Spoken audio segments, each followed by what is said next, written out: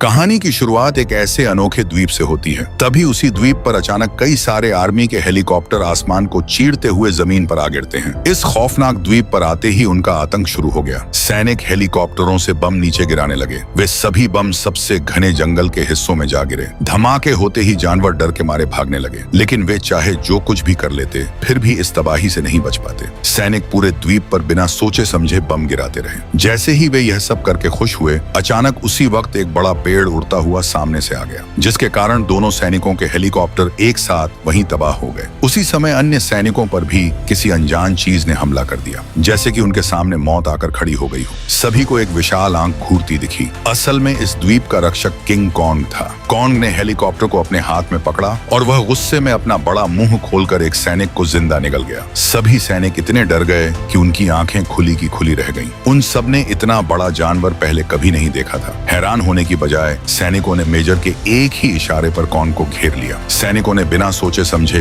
Kong पर अंधाधुंध गोलियां चलाईं, लेकिन उसे एक भी गोली नुकसान नहीं पहुंचा पा रही थी, जैसा उन्हें उम्मीद थी। कॉन्ग मजबूर होकर अपना हाथ उठाकर सभी गोलियां रोकता रहा, जिससे वह और भी ज्यादा गुस्से में आ गया। फिर वह परेशान होकर दहाड़ते हुए हेलीकॉप्टर पर जोर से मुक्का मारा और हेलीकॉप्टर तुरंत तबाह होकर जमीन पर गिर गया। इसके बाद उसने दूसरे हेलीकॉप्टर को भी पकड़ना चाहा, लेकिन हेलीकॉप्टर के तेजी से घूमते हुए पंखे ने उसके हाथ को काट दिया। ज्यादा दर्द होने के कारण कॉन्ग ने अपना हाथ पीछे की तरफ खींच लिया, लेकिन पंखे के नियंत्रण से बाहर होने से हेलीकॉप्टर घूमने लगा। पायलट की पूरी कोशिश के बावजूद हेलीकॉप्टर जंगल की ओर गिरने लगा। कॉन्ग ने एक बड़ी दहाड़ लगाते हुए नीचे जमीन पर गिरे हुए हेलीकॉप्टर की तरफ देखा। सैनिक अपने सभी घायल साथियों को बचाने की कोशिश करने लगे, लेकिन कॉन्ग ने अपने बड़े पैर से उन सभी को कुचल डाला। जब एक सैनिक अपने हेलीकॉप्टर को उसके हमले से बचाकर भागने लगा, तभी कॉन्ग तेजी से उसी दिशा में हेलीकॉप्टर का पीछा करने के लिए दौड़ पड़ा। उसी वक्त मेजर ने हेलीकॉप्टरों को कॉन्ग पर निशाना साधकर हमला करने का आदेश दे दिया। कॉन्ग ने तभी एक बड़ी छलांग लगाई, जिससे मेजर का हेलीकॉप्टर बच नहीं सका और सामने उड़ रहे एक दूसरे हेलीकॉप्टर से टकरा गया। कॉन्ग जमीन पर आ गिरा, जिससे चारों ओर धूल का गुबार उठ गया। उस टक्कर में मेजर का हेलीकॉप्टर पूरी तरह से नियंत्रण खो चुका था और वह तेजी से घूमता हुआ जमीन पर आ गिरा। कॉन्ग ने जमीन पर भाग रहे सैनिकों को कुचलकर मार डाला। सभी सैनिक अपनी जान बचाने के लिए एक साथ छिप गए। वैज्ञानिक डरे हुए थे कि कहीं वे भी न मारे जाएं, इसलिए वे सभी तुरंत वहां से निकल गए। लेकिन इससे पहले कि वह सैनिक भी उनके साथ जा पाता, कॉन्ग ने उसे और उसके पास के सामान को एक साथ हवा में फेंक दिया और बदकिस्मती से वह सीधे हेलीकॉप्टर से जा टकराया। सैनिक के पंखे में फंसते ही उसका शरीर सलाद की तरह कट गया। खून से लथपथ सैनिक का हेलीकॉप्टर भी नियंत्रण से बाहर हो गया और वह सीधे जंगल में जा गिरा। लेकिन किस्मत से मेजर किसी तरह बच निकला। जब वह सैनिक घबराते हुए हेलीकॉप्टर से बाहर निकला, तो उस हेलीकॉप्टर में फंसे उसके साथी को कॉन्ग ने एक ही झटके में उठा लिया और मेजर बस उसे खड़े होकर देखता रहा। कॉन्ग ने हेलीकॉप्टर उठाकर दूसरे हेलीकॉप्टर पर दे मारा। वह पूरी तरह से निशाने पर नहीं लगा, जिसके कारण हेलीकॉप्टर से धुआं निकलने लगा और वह बेकाबू हो गया। गुस्से में कॉन्ग ने कूदकर एक और हेलीकॉप्टर तबाह कर दिया और दूसरे को हाथों से पकड़ लिया। एक चक्कर घुमाकर उसने उसे भी नष्ट कर दिया। हेलीकॉप्टर उसके हाथों में ऐसे थे जैसे कोई खिलौना हो। उसने सबको मसल कर वहां से चला गया। मेजर कॉन्ग को गुस्से से देख रहा था। उसे बिल्कुल यकीन नहीं हो रहा था, लेकिन असल में गलती तो मेजर की ही थी, क्योंकि थोड़ी देर पहले मेजर के कहने पर ही वैज्ञानिकों की एक टीम लाखों सालों से छुपे स्कल आइलैंड की खोज के लिए आगे बढ़ रही थी। रिसर्चर्स के हिसाब से स्कल आइलैंड इसी विशाल तूफान के भीतर छिपा हुआ था। इसलिए बिना एक पल गंवाए मेजर अपनी टीम के साथ हेलीकॉप्टर उड़ाते हुए सीधे तूफान की ओर बढ़ गया। सभी हेलीकॉप्टर बिना किसी डर के सीधे तूफान के बीच में घुस गए, लेकिन वे जितना करीब जा रहे थे, तूफान उतना ही भयंकर होता जा रहा था। जैसे ही हेलीकॉप्टर तूफान में घुसा, सामने अंधेरा छा गया। हेलीकॉप्टर का नियंत्रण खो गया और सभी उपकरणों ने काम करना बंद कर दिया। मेजर ने शांति से अपने सैनिकों को हेलीकॉप्टर आगे बढ़ाने को कहा। थोड़ी देर बाद हेलीकॉप्टर बादलों को चीरते हुए बाहर निकले और उनके आगे का दृश्य एकदम साफ हो गया। अब वे एक खुले साफ आसमान में पहुंच चुके थे। बाकी हेलीकॉप्टर भी धीरे धीरे बादलों से बाहर निकल आए और उन्होंने एक रहस्यमय द्वीप ढूंढ निकाला। यही वह खुफिया द्वीप है जिसकी सरकार हजारों सालों से खोज कर रही थी। चारों तरफ सिर्फ पहाड़ियां फैली थीं और नजारे बेहद अद्भुत थे। हेलीकॉप्टर छोटे छोटे द्वीपों के बीच उड़ रहे थे और सभी इस खूबसूरत दृश्य को देखकर बेहद खुश थे। लेकिन जैसे ही एक हेलीकॉप्टर पायलट ने नीचे बम गिराए, तभी धमाकों ने पूरे द्वीप को झकझोर कर रख दिया और गहरी नींद में सोया हुआ किंग कॉन्ग जाग उठा। कॉन्ग ने सभी पर हमला करके सभी हेलीकॉप्टरों को गिरा दिया और फिर चुपचाप वहां से गायब हो गया। हेलीकॉप्टरों के अलग अलग गिरने की वजह से सैनिकों की टुकड़ी कई हिस्सों में बंट गई। मेजर ने अपने बचे हुए सैनिकों को इकट्ठा किया और वादा किया कि वह मारे गए साथियों का बदला जरूर लेगा। वहीं मौत से बच निकली दूसरी टुकड़ी वैज्ञानिकों के साथ द्वीप पर आगे बढ़ रही थी। तभी अचानक पानी की सतह पर कुछ हरकत हुई। एक विशाल जलीय भैंस धीरे धीरे पानी से बाहर आकर खड़ी हो गई। वह जोर जोर से सांस लेती हुई धीरे धीरे सबके पास आने लगी, लेकिन उसने किसी पर भी हमला नहीं किया, बल्कि सबको कुछ देर देखने के बाद वह पीछे मुड़कर धीरे धीरे पानी के बीचों बीच चली गई। फिर वहां से सभी लोग आगे बढ़ने लगे। जल्द ही वे एक जंगल के अंदर पहुंचे जहां पत्थरों से बनी दीवारों पर पीले रंग से कोई प्राचीन कला बनाई गई थी। वे सावधानी पूर्वक अंदर जाने लगे। मेसन बस तस्वीरें खींचने में ही लगी थी। तभी अचानक उसके कैमरे में एक इंसान का चेहरा आ गया, जिससे वह डर के मारे चिल्ला पड़ी। इसके तुरंत बाद लोगों का एक ग्रुप छिपने की जगह से बाहर आ गया। उनके शरीर का रंग और पत्थर की दीवारें इतनी अच्छी तरह से मिल गई थीं कि किसी को भी उनका पता नहीं चला। तभी आदिवासी लोगों ने नुकीले भाले लेकर चारों तरफ से सभी को घेर लिया। इन आदिवासियों को देखकर जेम्स के साथी भी एक पल के लिए गोली चलाने की हिम्मत नहीं कर पाए, जब तक कि कुछ मुखिया जैसे लोग अंदर नहीं आ गए। जैसे ही दोनों तरफ से लड़ाई होने वाली ही थी, तभी एक बड़ी दाढ़ी वाला बूढ़ा आदमी वहां पर आया। उसने हिंदी में सबसे कहा, अपने हथियार नीचे रख दो। लेकिन वे सब यह देखकर आश्चर्यचकित हो गए कि यह बूढ़ा आदमी हिंदी कैसे बोल पा रहा है। उसने सभी को बताया कि वह और एक जापानी पायलट 28 साल पहले हेलीकॉप्टर हादसे के बाद इस स्कल आइलैंड पर फंस गए थे और तभी से यहीं फंसे हुए हैं। इसके बाद आदिवासी लोग उन्हें अपनी बस्ती के पास ले गए, जहां पानी के ऊपर बनी एक विशाल दीवार रास्ता रोके हुए थी। सबको लगा कि यह दीवार किंग कॉन्ग के हमले को रोकने के लिए ही बनाई गई हो। वह उन सभी को लेकर आदिवासियों के मुखिया के पास गया और मुखिया ने उन्हें कुछ दिन वहां रहने की अनुमति दे दी। इसलिए वह जेम्स की टीम को आदिवासी लोगों के पवित्र स्थान पर ले गया, जहां कतार में पत्थर के खंभे गड़े हुए थे। इन पत्थरों के खंभों पर उकेरी गई कहानियों के जरिए सभी को पता चला कि असल में किंग कॉन्ग इस द्वीप का रक्षक है। वही हमेशा इस द्वीप की रक्षा करता रहा है और उन्हें अजीबोगरीब जानवरों से बचाता रहा है। यहाँ के आदिवासी लोग किंग कॉन्ग को भगवान मानते हैं। वह हमेशा अकेला ही रहता है और चुपचाप इस रहस्यमय द्वीप की कई वर्षों से सुरक्षा करता आ रहा है। साथ ही उसके ऊपर एक खतरनाक जिम्मेदारी भी है, और वह है यहाँ जमीन के अंदर रहने वाली भयानक छिपकलियों पर नजर रखना। लेकिन हाल ही में हुए इंसानी बम धमाकों ने जमीन के नीचे सो रही उन छिपकलियों को जगा दिया था और जल्दी ही वे इस द्वीप के लिए खतरा बनने वाली थी। वहीं जेम्स और उसके साथियों को जल्द से जल्द अपनी बिछड़ी हुई टीम के पास पहुंचना था। इसलिए दाढ़ी वाला आदमी उन्हें हेलीकॉप्टर से बने जहाज के पास ले गया। लेकिन मेसन फोटोग्राफी में मग्न थी। उसने दीवार के बाहर आवाज सुनी और उस ऊंची कांटों वाली दीवार के पार गई, जो उन छिपकलियों से बचाव के लिए बनाई गई थी। उसने देखा कि एक बड़ी भैंस एक हेलीकॉप्टर के नीचे दबी हुई है और दर्द की वजह से तड़प रही है। वह भैंस के पास गई।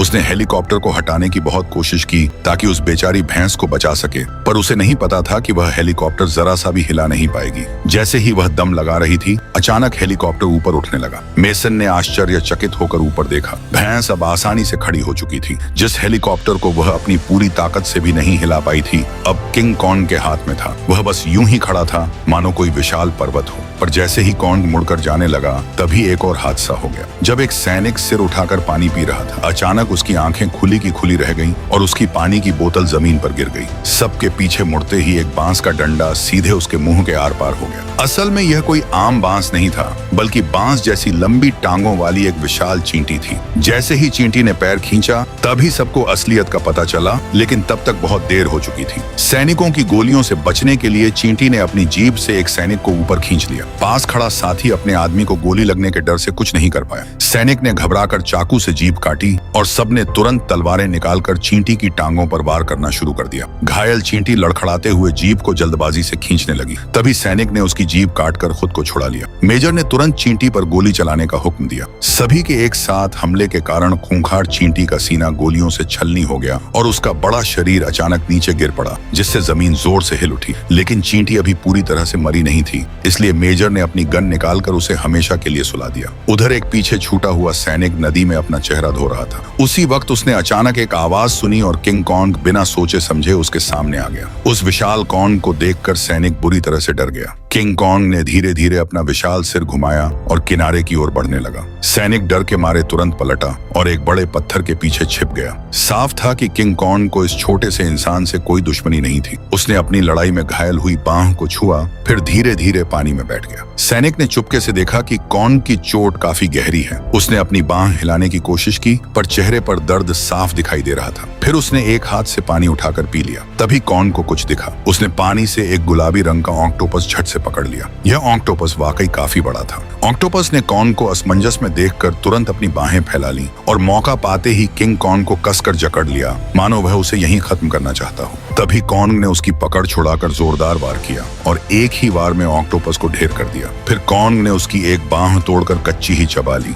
खाने का यह अंदाज देखकर छिपा हुआ सैनिक खौफ से दंग रह गया। पेट भरने के बाद किंग कॉर्न बचा हुआ ऑक्टोपस रात को खाने के लिए साथ ले गया। लड़ाई के बाद सैनिक घने जंगल में एक सूखी लकड़ी पर बैठकर मेजर से संपर्क करने की कोशिश करने लगा, लेकिन बैटरी खत्म होने से वॉकी टॉकी बंद था। वह आगे बढ़ने की सोच ही रहा था, तभी अचानक लकड़ी हिलने लगी। सैनिक डरकर लकड़ी से नीचे गिर गया। पीछे मुड़कर उसने देखा कि वह सूखी लकड़ी एक विशाल टिड्डा बन चुकी थी, जो उसकी ओर रेंग रहा था। सैनिक ने तुरंत बंदूक उठाकर गोलियां चला दी, जिससे टिड्डे के शरीर से लकड़ी के टुकड़े टूटकर गिरने लगे। गोलियां लगने की वजह से टिड्डा सिकुड़कर फिर से पेड़ के अंदर सिमट गया। जब सैनिक ने फायरिंग रोक दी, तब तक टिड्डे ने अपना सिर पूरी तरह अंदर खींच लिया था और धीरे धीरे पीछे हटते हुए वह दूर चला गया। सैनिक अभी ठीक से सांस भी नहीं ले पाया था कि उसे अपनी पीठ के पीछे कुछ अजीब सा महसूस हुआ, लेकिन अब बहुत देर हो चुकी थी। मेजर अपने सैनिकों के साथ आगे बढ़ता रहा। वे एक दलदली इलाके से निकलने वाले ही थे। तभी उसने देखा कि सामने एक पेड़ पर एक अजीब सी चिड़िया बैठी है। जब उसने उस चिड़िया का चेहरा ठीक से देखा,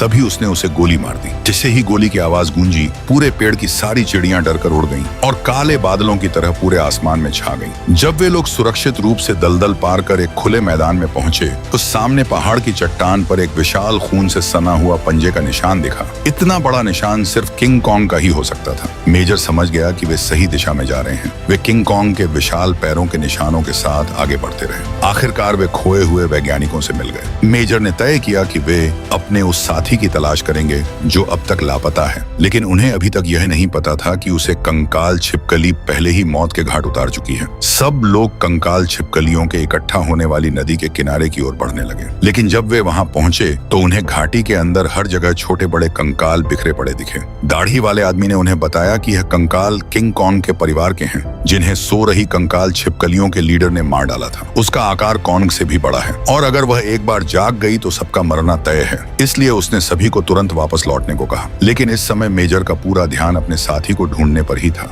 मेजर ने दाढ़ी वाले की चेतावनी पर बिल्कुल ध्यान नहीं दिया और अपने साथियों को लेकर अंदर घुस गया। घाटी के बीचों बीच कई बड़े बड़े जानवरों के कंकाल पड़े थे। तभी धुएं के बीच उन्होंने एक विशाल पंजे का निशान देखा, जिससे यह साफ था कि यहाँ और भी बड़े जानवर मौजूद हैं। जैसे वे अंदर की ओर आगे बढ़ते गए, धुआं और भी घना होता गया और चारों ओर से कई डरावनी चीखें सुनाई देने लगी। सभी लोग घबराकर भाग खड़े हुए और आसपास की विशाल हड्डियों के पीछे छिपकर कांपने लगे। तभी एक बड़ी कंकाल जैसी छिपकली धुंध से बाहर रेंगती हुई आई। वह अपनी लंबी जीभ बाहर निकालकर शिकार की तलाश करने लगी। असल में यही वह किंग कॉर्न के आकार जितनी बड़ी छिपकली थी जो बेतहाशा कॉर्न के पीछे लगी हुई थी। जब सभी लोग चट्टान के पीछे छिपे हुए थे, तभी उस छिपकली ने एक ताजा इंसानी खोपड़ी उगल दी। उस पर लगे नाम के टैग से पता चला कि यह वही सैनिक है जिसे वे ढूंढ रहे थे। जब सब लोग धुंध का फायदा उठाकर चुपके से छिपकली से बचकर निकलने लगे, तभी उसने इंसानी गंध पाते ही एक को अपना शिकार बना लिया। सबने डरावनी छिपकली पर फायरिंग करना शुरू कर दिया, पर वह अपना शिकार निगलकर भाग गई। मेजर ने ऊपर मशीन गन तैनात करने का आदेश दिया और सैनिक तैयार हो गया।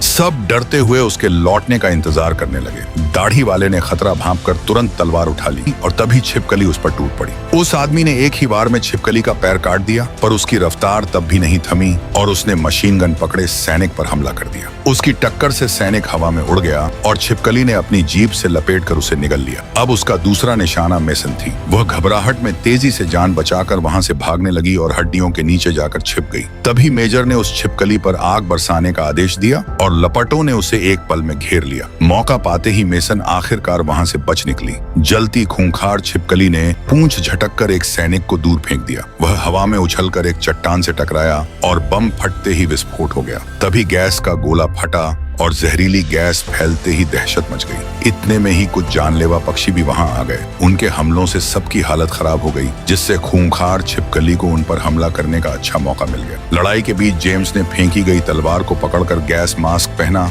और उन विचित्र पक्षियों को मारकर एक फंसे हुए सैनिक को बचा लिया। दूसरी ओर वह विशाल खूंखार छिपकली अब भी अपनी ताकत का प्रदर्शन करते हुए आतंक मचा रही थी और मजबूर सैनिक बस उसे देखते रहे। तभी उसने तेजी से जेम्स की ओर छलांग लगाई। सही वक्त पर जेम्स ने लाइटर जलाया और उसे खूंखार छिपकली के पैरों पर फेंक दिया। विस्फोट से वह हवा में उड़ गई। जैसे ही आग की लहरें थमी, वह छिपकली अंत में मारी गई। लेकिन दाढ़ी वाले आदमी ने उन्हें बताया कि बड़ी खूंखार छिपकलियां सिर्फ यही एक नहीं है, अभी और भी छिपकलियां बाकी हैं और किसी भी हालत में उन्हें आगे नहीं जाना चाहिए। लेकिन मेजर आगे बढ़ने पर अड़ा रहा, क्योंकि उसका एक ही लक्ष्य था, किंग कॉन्ग को मारना। इसी वजह से दोनों तरफ से बहस हो गई और आखिरकार वे अलग हो गए। जेम्स और मेसन सबको लेकर घर लौट आए, लेकिन मेजर अपने सैनिकों के साथ किंग कॉन्ग का शिकार करने निकल पड़ा। पर शायद किसी को अंदाजा नहीं था कि किंग कॉन्ग जल्द ही इस घातक साजिश में फंसने वाला था। जब दूर कहीं बिछाए गए बम फटे, तब किंग कॉन्ग का विशाल शरीर सामने दिखाई दिया। वह एक एक कदम बढ़ाते हुए इस ओर चला आया। उसे गुस्सा इस बात का था कि इंसानों ने फिर से उसका घर बर्बाद कर दिया है। जरा भी हिले डुले उसे पास आते देखता रहा।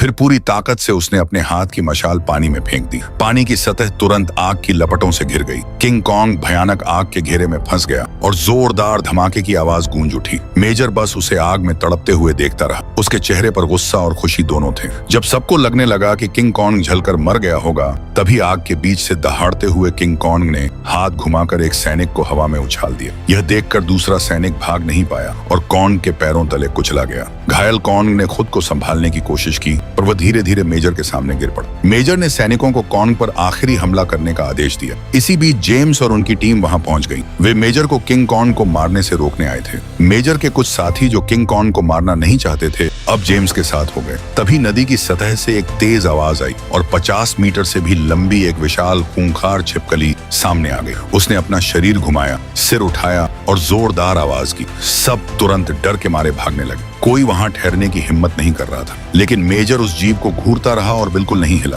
क्योंकि वह अब भी उस किंग कॉन्ग के बारे में सोच रहा था जिसे वह मार नहीं पाया था। किंग कॉन्ग मुश्किल से उठ खड़ा हुआ और कंकाल छिपकली के साथ लड़ने लगा, लेकिन उसकी चोटें इतनी गहरी थीं कि वह ज्यादा देर तक टिक नहीं पाया। जान बचाने के लिए जेम्स और उसकी टीम लगातार भागते रहे। सुबह होते होते सभी लोग छोटे द्वीप के किनारे तक पहुंच चुके थे और खूंखार छिपकली भी उनके करीब आ गई थी। तभी एक सैनिक ने अपने हाथ से ग्रेनेड का पिन निकाला, दोनों हाथ ऊपर उठाए और उस विशाल राक्षस की ओर दौड़ पड़ा। खूंखार छिपकली ने बस हल्के से अपनी पूंछ हिलाई, जिससे वह सैनिक दूर चट्टान की ओर जा गिरा। इसके बाद वह उन लोगों की ओर बढ़ने लगी जो अभी भी पानी में जान बचाकर भाग रहे थे। ऐसा लग रहा था कि वे वहीं मारे जाएंगे। तभी किंग कॉन्ग ऊपर से आ गिरा और एक पत्थर से छिपकली को जमीन पर पटक दिया। सभी ने इस मौके का फायदा उठाया और मुड़कर भागने लगे। इस समय किंग कॉन्ग बहुत कमजोर था। वह खूंखार छिपकली के हमलों से खुद को मुश्किल से बचा पा रहा था। पलटवार करने की उसमें ताकत बिल्कुल नहीं थी। कुछ ही देर में खूंखार छिपकली ने उसकी गर्दन कसकर जकड़ ली। तभी कॉन्ग ने पूरी ताकत लगाकर अपने दोनों हाथों से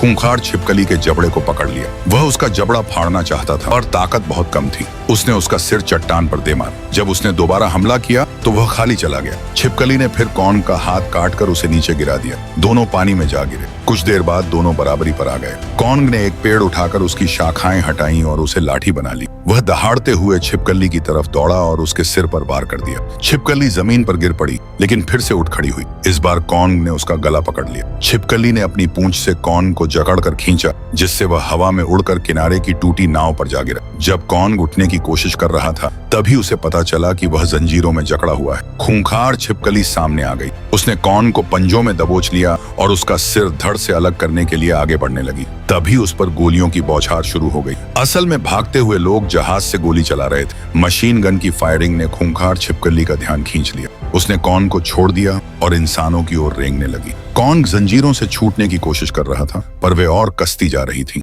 छिपकली इंसानों के करीब पहुंचने वाली थी तभी कॉन्ग ने पूरी ताकत लगाकर जंजीरें तोड़ दी। इसी समय जहाज पर लगी मशीन गन भी जाम हो गई। ऐसे में मेसन ने पहाड़ी की छोटी से खूंखार छिपकली की ओर एक सिग्नल फ्लेयर दागा जो उसके सिर पर जा लगा। उस समय उसकी रफ्तार थोड़ी रुक गई और सबको मशीन गन ठीक करने का मौका मिल गया। मशीन गन फिर से खूंखार छिपकली पर फायर करने लगी। कॉन्ग ने देखा कि लोहे की जंजीर के सिरे पर एक विशाल पंखा लिपटा हुआ है। उसे तुरंत एक आइडिया आया। उसने जंजीर खींचते हुए पंखा घुमाया और छिपकली की ओर दौड़ पड़ा। पंखा ठीक उसकी पीठ पर जा लगा और खूंखार छिपकली जमीन पर गिर पड़ी। पंखा उसके शरीर के अंदर तक धंस गया। फिर कॉन्ग ने उसका सिर जंजीर में लपेटा और जोर से जमीन पर दे मारा। फिर पूंछ पकड़कर उसे चट्टान पर पटक दिया जिससे वह वहीं ढेर हो गई। लेकिन इसी झटके से मेसन भी पहाड़ी से सीधे पानी में जा गिरी। किंग कॉन्ग ने बिना एक पल गंवाए मेसन को सही सलामत पानी से बाहर निकाल लिया। जब वह उसे देख रहा था तभी छिपकली ने फिर हमला कर दिया। इतनी गहरी चोट के बाद भी वह लड़ने को तैयार थी। हमले से कॉन्ग गिर पड़ा लेकिन हाथ में लाठी होने के कारण वह एक हाथ से ही उसे रोकता रहा। छिपकली ने अपनी जीभ से कॉन्ग का हाथ जकड़ लिया। तभी कॉन्ग ने उसकी जीभ पकड़कर जोर से खींचा